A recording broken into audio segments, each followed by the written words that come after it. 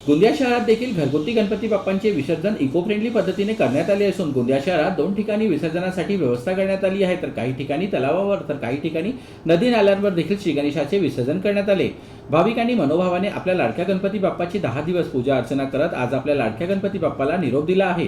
तर गोंदिया शहरात देखील लॉयन्स क्लब गोंदिया रॉयलच्या वतीने मागील 8 वर्षापासून इको फ्रेंडली पद्धतीने श्री गणेशाचे विसर्जन करता यावे यासाठी जलकुंड तयार करण्यात आला, तसेच निर्माल्य वेगळे गोळा करण्यात येत आहे। तर गोंदियाच्या सिंधी कॉलनी परिसरात देखील सिंधू फ्रेंड्स ग्रुपच्या वतीने देखील जलकुंड आणि निर्माल्य कुंड तयार करण्यात आला असून नागरिक देखील याला चांगला प्रतिसाद देत आहेत। तर नगर परिषदेच्या वतीने देखील विसर्जनासाठी लाइटिंगची व्यवस्था आणि निर्माल्य गोळा करण्यासाठी घंटागाडींची व्यवस्था करण्यात आली असल्याची माहिती देण्यात आली आहे। सर्वप्रथम तो अनंत चतुर्थी की हार्दिक शुभकामनाएं सभी नगरवासियों को। हम Sindhu friend group Sindhi colony Gondia सतत 8 वर्षों से यहाँ पे इको फ्रेंडली विसर्जन का कार्यक्रम करते हैं। यहाँ पे कृत्रिम टंका बना के और यहाँ पे गणेश जी की इस मूर्तियों का विसर्जन करते हैं। यहाँ सर्व समाज के लिए है, शहर के 700 से 800 गणेश जी की घरों की गणेश जी की यहाँ पे विसर्जन होता है। हमारा ये उद्देश्य ये है कि पर्यावरण को बचाने के लिए हमने ये कार्य करते हैं। जैसे कि नदी नालों में हम लोग वहाँ पे जाते हैं गणेश जी विसर्जन करने, तो वहाँ पे क्या होता है कि वहाँ पे बच्चों का भी डर रहता है और ये जो कलर वगैरह जो रहते हैं केमिकल वो पानी को दूषित करते हैं। तो सबको बचाने के लिए पर्यावरण को ध्यान में रखते हुए हम यहाँ पे ये व्यवस्था करते हैं और यहाँ पे लोगों का अच्छा हमको यहाँ पे मतलब सपोर्ट मिलता है और यहाँ पे लोग अच्छे से विसर्जन करते हैं। आप देख सकते हैं यहाँ पे लोग परिवार के साथ आ रहे हैं और यहाँ पे गणेश जी का विसर्जन कर रहे हैं।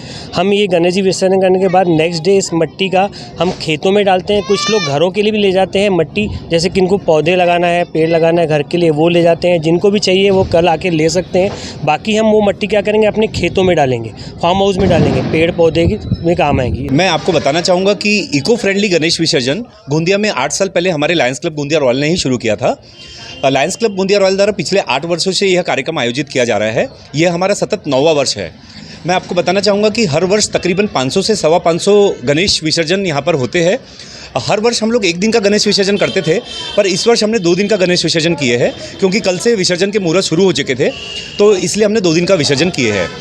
एक और बात मैं विशेष तौर पे आप सभी को बताना चाहूँगा कि यह जो इको फ्रेंडली गणेश विसर्जन है, यह शुरू करने का उद्देश्य यह है कि यह पर्यावरण संरक्षण की दृष्टि से हम लोगों ने शुरू किए हैं और यहाँ की जो मिट्टी और जो निर्माल्य रहता है उसको नेक्स्ट डे हम लोग सुबह हमारा गिरोला में हमारा एक 5-7 एकड़ का फार्म हाउस है, वहाँ पे हम लोग ले जाके इसका निर्माल्य और मिट्टी का जो है वो खाद बनाते हैं और वहाँ पे 1500 झाड़ों का हमारा वृक्षारोपण का कार्यक्रम है, जो कि पिछले 8 सालों से सतत वहाँ पे चालू है और बहुत अच्छा प्रतिसाद हमें गोंदिया की जनता के द्वारा यहाँ पर मिलता है। हर वर्ष कलेक्टर साहब, एसपी साहब, यहाँ के विधायक साहब सभी लोग यहाँ पर आते हैं और अपनी उपस्थिति प्रदान करते हैं। नगर परिषद गोंदिया अंतर्गत 3 ठिकाणी बांध तलाव, सरकारी तलाव आणि पांगोली घाट या ठिकाणी नगरपालिकेतर्फे विद्युत व रोषणाईची व्यवस्था करण्यात आलेली आहे। तसेच निर्माल्य वाहून जाण्याकरता गोंदिया नगरपालिकेमार्फत ट्रॅक्टर ठेवण्यात आलेले आहेत। तसेच त्या ठिकाणी कोणतीही गर्दी होऊ नये किंवा कोणी लोकांनी कोणत्याही प्रकारचे हे करू नये त्याकरिता घंटागाड्यासुद्धा त्या 3ही स्पॉटवर उपलब्ध करून देण्यात आलेला आहे। तसेच नगरपालिकेद्वारे 3ही स्पॉटवरती विद्युत रोषणाईची व्यवस्था करून देण्यात आलेली आहे। तर महाराष्ट्र शासनातर्फे देखील गणेश भक्तांना श्री गणेशाचे विसर्जन इको फ्रेंडली पद्धतीने करण्याच्या सूचना देण्यात आल्या आहेत। त्यामुळे बऱ्याच लोकांनी आपल्या घरगुती गणपती बाप्पांचे विसर्जन आपल्या घरीच पाण्याच्या टपात केले आहे। तर जलकुंडातील माती देखील शेतात किंवा बगीचांमध्ये टाकण्यात येणार आहे, तर निर्माल्यांपासून खत तयार करण्यात येणार आहे। जीबी न्यूजचे प्रत्येक अपडेट मिळवून घेण्यासाठी तुम्ही आमच्या चॅनलला लाईक करा, सबस्क्राइब करा आणि शेअर करा। तसंच बेल आयकॉनला सुद्धा प्रेस करा। आपला जिल्हा, आपली बातमी, जीबी न्यूज गोंदिया।